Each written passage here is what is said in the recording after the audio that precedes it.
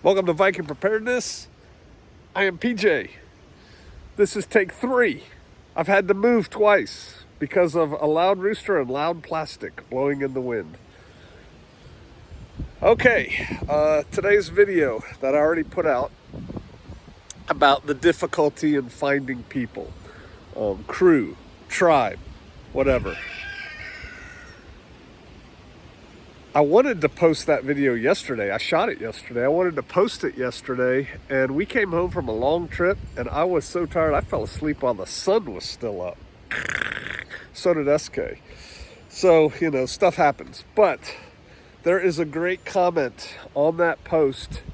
As I shoot this, it's the most recent comment by MI Prepper.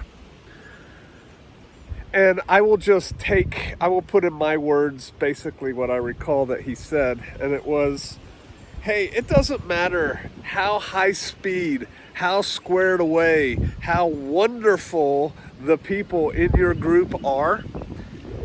If they do not plan to live within a rock's throw of each other, when times get bad, you don't have a crew. You have a social/training group. He is 100% correct. 100%.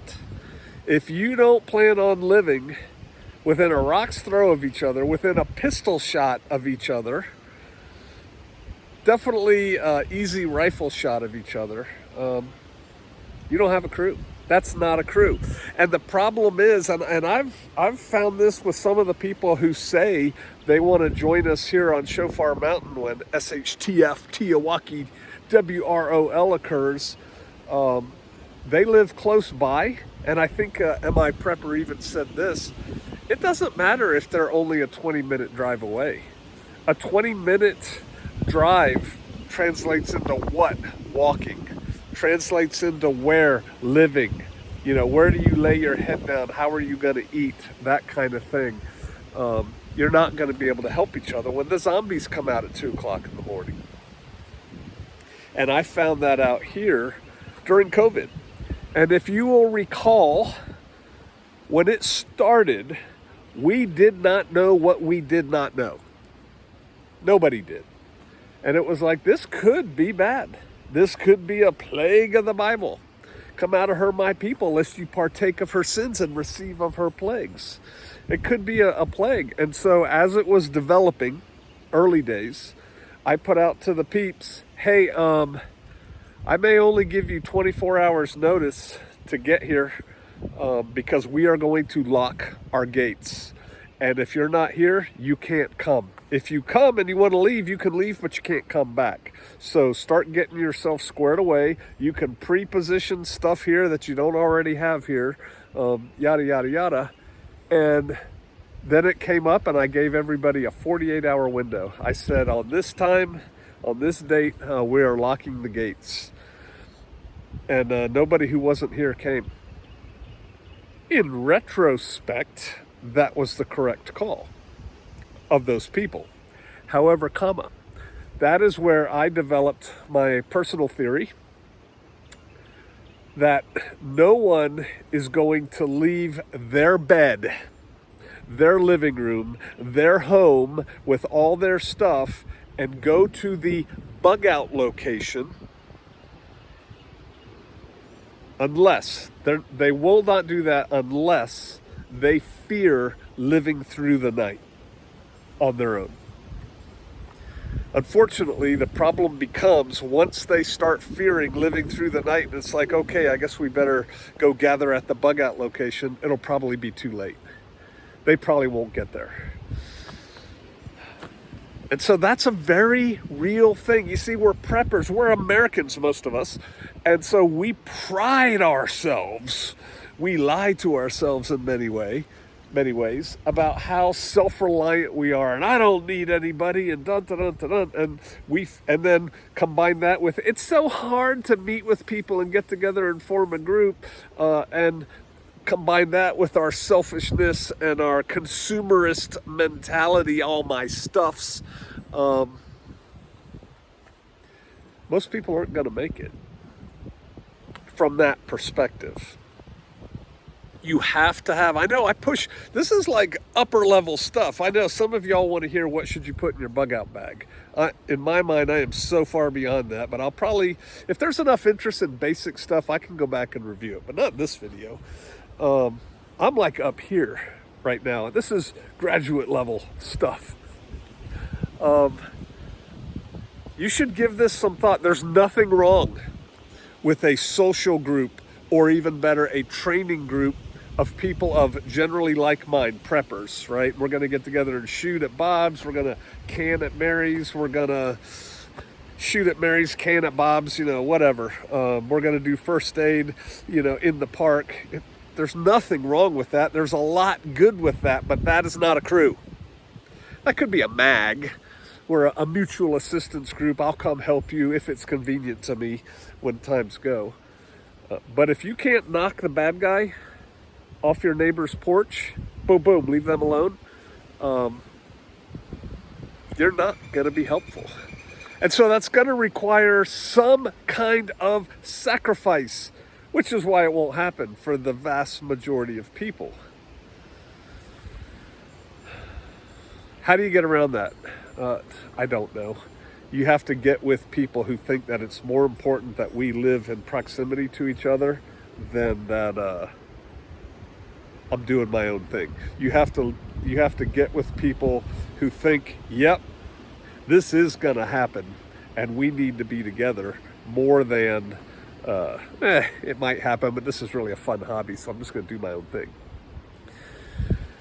So there's that. You could also pick a place in the world to live where you're really not worried about marauding bands of zombies.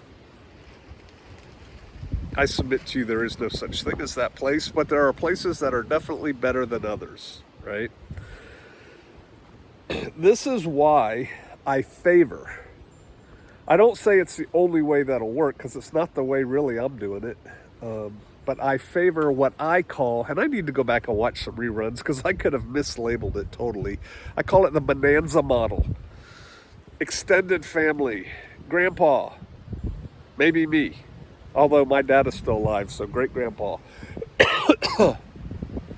You know, the older generation, and then their kids and their kids' families, you know, their sons and daughters and their husbands and wives and kids, all living on one piece of land together, so you can take care of bad guys in their backyard from where you are.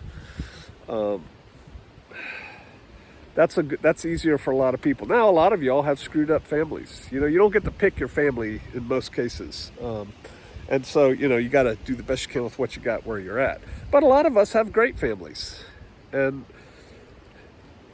that might be an option for you. But I want you to give some serious thought to that. Again, there's nothing wrong with a social group. There's nothing wrong with a training group, but it's not a crew. It's not a crew if you don't plan on being together when this whole thing is falling apart. And back to MI Prepper, being together means within a rock's throw of each other.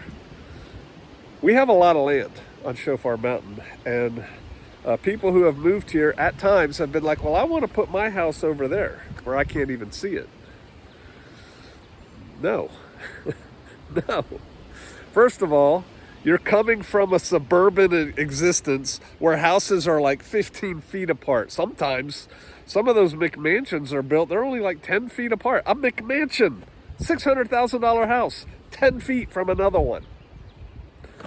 It's ridiculous to me. But whatever.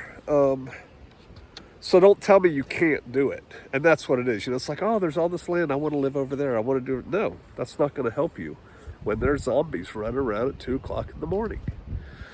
There's a reason, if you go back in history, human history, and look at villages.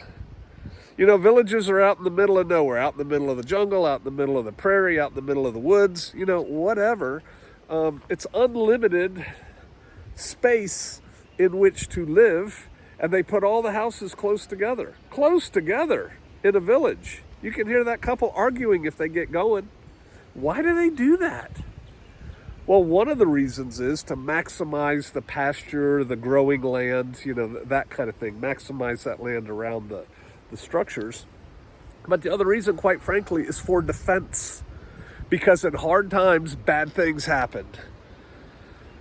And village defense is a thing. That's another whole subject to go into. The Strategic Hamlet Program. They called it something else in Malaya, too, right after World War II. And I can't remember. Kitchener? Was that the guy?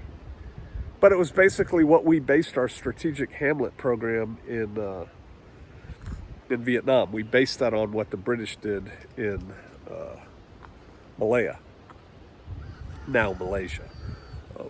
And basically it was, hey, all these people out in the countryside living alone, a little farm hamlet, or little farmettes out there.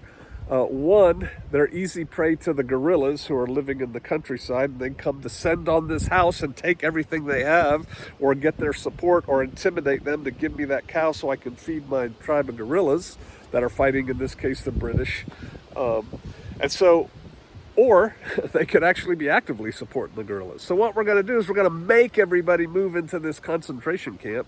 They didn't call it that, but they were individual houses, so they allowed the families to have their own house, and they built it on a piece of land that was easily defensible, and then they put defensive works around it to make it harder to attack, and then they would train the village, typically men and teenage boys, how to defend their village, and so on and so on and so on. Because there were bad times out there and there were bad people roaming around. But everybody could see everybody else's house for the most part. Think about that, gang. Think about that. I have met over the course of the years, whether I'm officially consulting or just talking to somebody, on whose place I'm at. And it's like, yeah, my son's coming out here and we're going to put his house up over that hill down there overlooking the creek. I tell them all the same thing, and none of them ever listen to me. You ought to put his house right there, where you can see it, not where you can't see it.